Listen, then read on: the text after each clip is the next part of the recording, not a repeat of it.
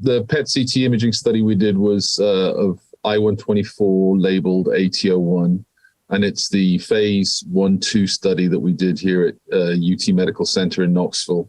We did 50 patients and 5 healthy volunteers in that study, and we included patients with all forms of amyloid because the AT-01 peptide is designed to bind to multiple forms of amyloid and be able to image all organs, major organs.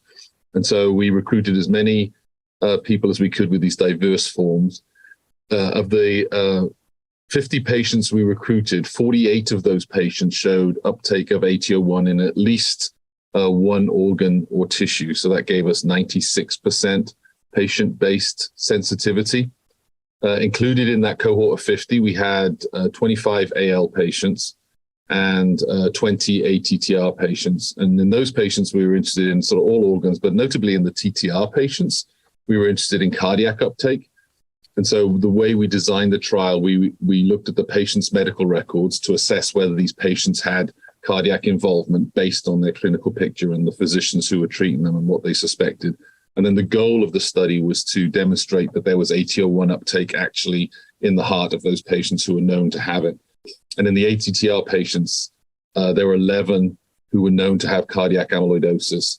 And we found we were able to image the heart in all of those 11 patients. What was really interesting to us was there were a lot of patients where cardiac amyloid was not suspected. These patients had peripheral neuropathy, but we were able to detect cardiac uptake of the tracer in those tissues as well, which it makes us suspect that there's preclinical or subclinical amyloid in the heart in those patients as well, which is not surprising given the fact that ATTR is a systemic disease.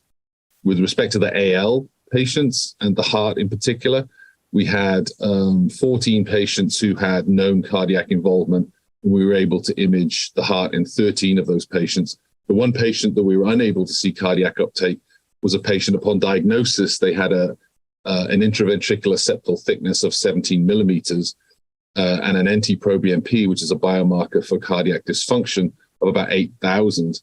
But when we imaged her, the patient had recently had an echo within the last sort of 6 to 9 months, and it was shown that her IVS, the thickness of the wall in her heart, had dropped to 9 millimeters, which is normal, and that NT-proBNP level had dropped to 400. So there's a suspicion that clearly her heart was getting better based on the standard of care therapy that she was getting, and we were unable to see any uptake of the tracer in the heart, which perhaps based on the clinical findings was not surprising as well. So I think those are the interesting findings